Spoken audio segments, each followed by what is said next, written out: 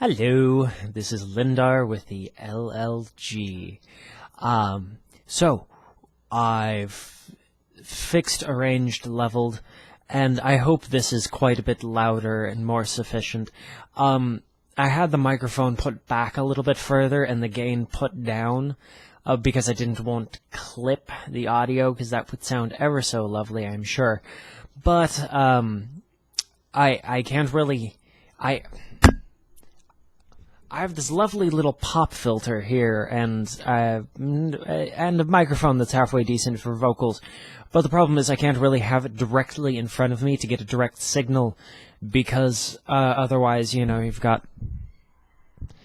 there's a microphone right in front of my face, and then that sort of ruins the video, and so it's just not set up ideally. However, I would like to take this opportunity to perhaps start a lesson. What say you, folks? So the darling Eliselyn went ahead and did this great big lesson thing for me, and unfortunately, I don't really want to sit here and read this all verbatim, because then it's sort of impersonal and not my style, and it's just ever so awful. It wouldn't present well. Not that I tend to present well. Speaking of which, that's my break time bunny. It indicates to all of my coworkers that they need to leave me alone. It is my break time. Do not ask me questions. Because otherwise they will hunt me down on my lunch break, and they will ask me all sorts of things. So, I guess the very beginning portion, which seems rather essential, is speaking about the breedy, which is the most central unit of a Lojban utterance, as she puts it. The concept is very close to what we call a preposition in English. It makes a claim about something, that something is doing something, something stands in relation to something, or that something has some sort of property, etc., etc. This stands apparently in contrast to jufra, which I suppose is the closest analog we have to the word sentence in English. This is simply an utterance of any sort, so not necessarily a complete sentence. A jufra could be also a breedy or multiple or so on and so forth. It's just a sentence, as it were. To give you an example, in English, Mozart was the greatest musician of all time, is an example of what a breedy might be, because it does in fact make a claim with a truth value. Whether or not that's actually true, it's down to opinion and all that, but it still makes a claim about something.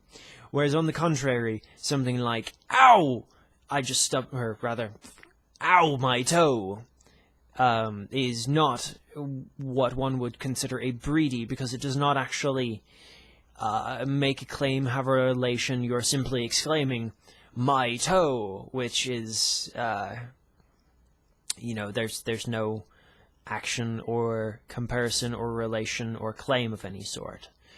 Both, however, would be jufra, which sentence, as it stands. So, to give you an idea there, let's see, just trying to follow the guide, but I'm terribly unprofessional, I apologize. So, I'll just go ahead and read this, because she did put thought into that. Thank you, Eliselyn, you're fantastic. Put in Lojban terms, a breedy consists of one celery and one or more sumti, which, yes, technically, you can not include a sumti, but that's neither here or there. The celery is the relation or claim about the object, and the sumti are the objects which are in a relation. Note that object is not a perfect translation of sumti, since sumti can refer to not just physical objects, but can also refer to purely abstract things like the idea of warfare. A better translation would be something like subject, direct or indirect object for sumti, and verb for selbri, which don't get attached to the idea that a selbri is a verb. It is a predicate. For example, blue is also technically a verb, if you'd like to put it in that phrasing, in Lojban. If you translate a lot of it, the word is somewhat embedded in a lot of the concepts, because there really is no is in Lojban. We would say, is blue, like, or am blue, I am blue, whereas you would, it's a verb, like mi blanu, I blue. It is to blue, as though blue were a verb. This creates some rather funny contrast when you try to translate certain things. So we can sort of summarize all this now that Breedy is a claim of relation, something happens. So, to give you some simple examples, we'll introduce some vocabulary. The word dunda, which I should put a little, like, bubbly thing here, one of those comment things that actually spells the word dunda, and a little definition too, I'll throw one of those in there, which is that the first thing gives something to another thing, and I don't necessarily want to imply person, because it's not, it's not restricted to that. It is, well, something gives something to something. The closest English analog is to give. To use this, let's introduce a little bit more vocabulary, which is the word me. It's fairly self-explanatory. The word do, which is you. It is the person to whom I am addressing this particular comment or statement or what have you. And then this fancy little word ti, which is this thing right here. It is a demonstrative sort of pronoun, as it were, that indicates a thing immediately near the speaker. And then there's also ta and tu, which is ta is near another person, the person to whom you're speaking, or perhaps a small distance away from you. And tu being something that is away from both people in the conversation or is a fairly large distance away. It is here, there, and this thing here, that thing there, and that thing yonder, as it were. Using the vocabulary that we've sort of picked up, and I apologize for getting on a tangent, mi, ti, do, dunda. Those are the words that we've picked up, and conveniently, if you've been following lessons and whatnot, or you already speak it, you'll find that that's actually a valid claim that I've just said in listing that vocabulary. Tacking that all together, we make a claim: mi dunda, give, ti, this thing, do, mi dunda ti do. Alternatively, mi ti dunda do, or mi ti do dunda. As long as the first thing comes before the syllabary, we're pretty much on target. It is a nifty little thing. It's a bit of advanced speaking, but just know for now that you need to have at least one thing before the syllabary. These cannot be reordered. They come in that order, though. You must first list the thing giving, then the thing given, and then the recipient. And this, by the way, does not imply payment or anything of the sort. So, nifty little thing for you to learn. You've already learned 90% of Lojban grammar. Congratulations. Learn a bunch of vocabulary now. It's very, very simple, straightforward kind of language. It gets more advanced, of course, but that's really the most important concept to hammer down in your head. If you gather nothing else, please remember that. That is all there is to it. It is a fill-in-the-blanks language. So it's rather simple to sort of figure out. But I have deviated from the lesson plan ever so slightly. Dear me, I apologize. So, one of the things that was meant to be illustrated, back to a previous point regarding verbs and whatnot that I brought up, that blue is a verb. On the lesson plan here it says, Dunda is x1 gives x2 to x3, parenthetically, without payment. There is also pelchu, which is x1 is yellow, and zdani, which is x1 is a home of x2. And when I say x1, x2, etc., that's the blank place. That's where you fill in those lovely little words to get your meaning across, what the relation is, the objects in the relation, anyhow. So now in English, give would be a verb, yellow would be an adjective, and home would be a noun. However, hilariously enough and confusingly enough, these are all what in the language are considered verbs or selbri. So let's right now ban that word verb, because as we can see, it's not an accurate representation of what the language is providing for us. So, to give you an example, we can say ti pelchu. This thing here is yellow. Yellow is a selbri. Pelchu, rather, is a selbri. It is a word which indicates a relation or makes a claim. In this case, it makes a claim that the thing that you are saying is yellow. And zdani, also being used in that particular fashion. Ti zdani mi. This thing here is a house of me. So that is very, very sort of mind-warping thing for some people. It's kind of fun to sort of think about it, that everything at its base indicates a relation. All of these big vocabulary words that we'll be picking up later on. So, there we go. We've indicated that. That's ever so lovely. So,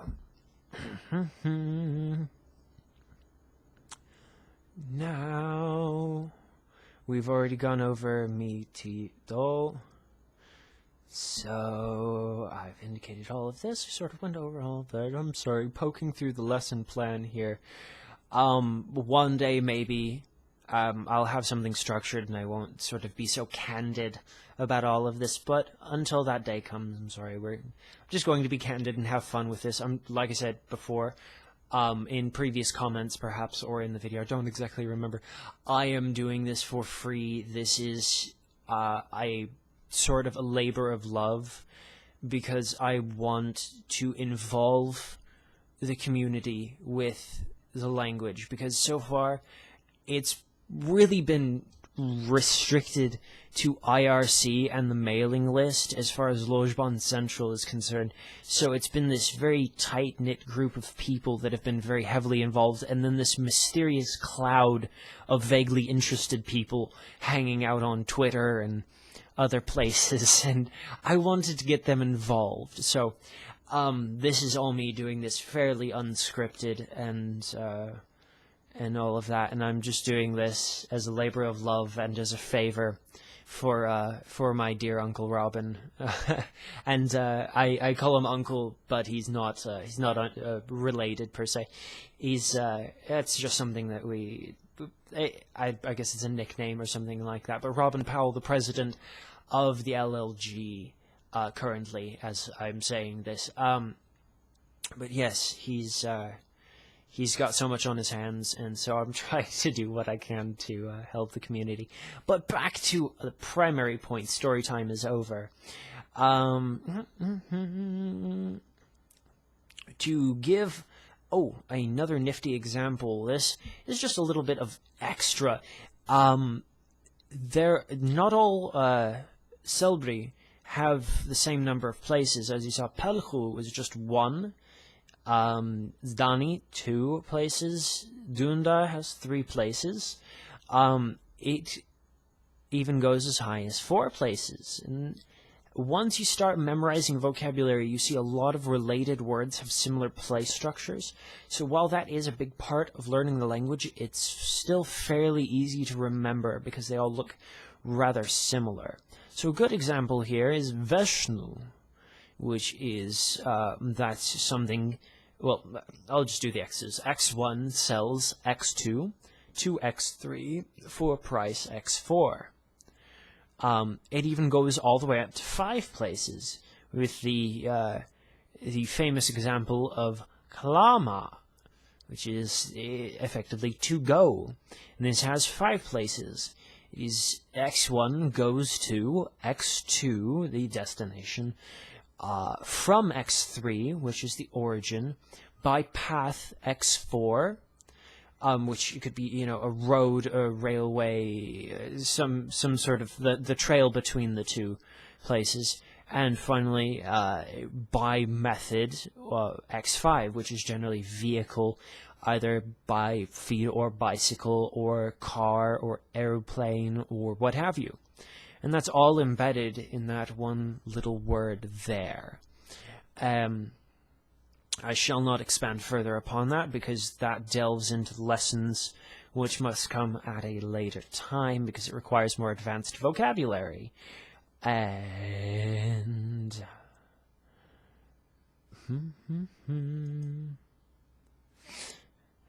aha. And I'm not going to get into that. I might as well. As a final point, I will just say, with this knowledge right now, if you'd like to pop on over to Memrise, which I haven't checked out yet, but I've heard has a very decent sort of flashcard set. It's very handy for learning more words. And so go ahead and pop on there. Do a set of cards, learn some vocabulary, and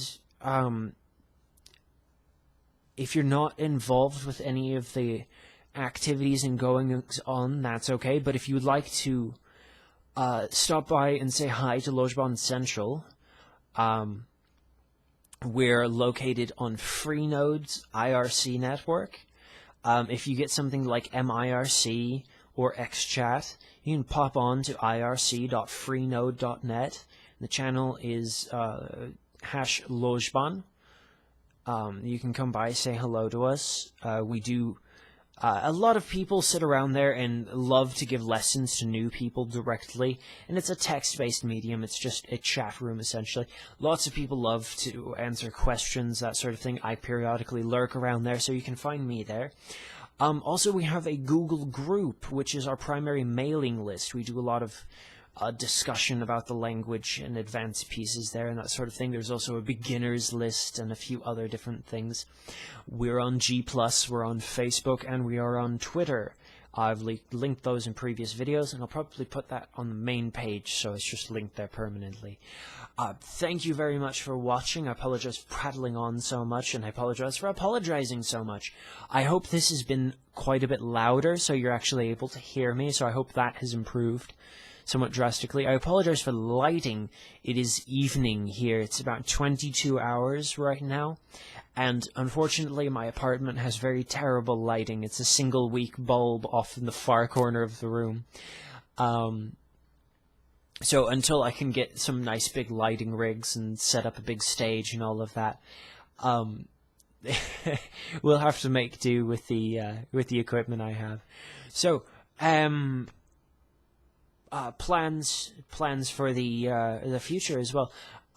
This is officially lesson 1, I suppose. I am going to supplement with a second video, and it's going to go into a little bit more advanced grammar. And I also plan on doing a small reading just so you can hear what the language sounds like, and I'll make that into a separate video. As always, please comment, let me know what I've done right, let me know what I've done wrong, yell at me, praise me, what have you. Feedback is always very, very important. I appreciate that people have actually been watching this and providing feedback. I'm very excited that Facebook is getting a lot of coverage, and quite a few people are talking about it. G Plus is also getting some coverage, and Twitter, I'm getting retweets and things like that. So I absolutely love feedback. Share it with your friends, have them criticize me, say that my face looks stupid, or I should shave, or I should grow a beard, or what have you. And I'll leave it at that. Thank you very much for watching. Once again, I'm Lindar with the LLG. Shohorodo Kihedo.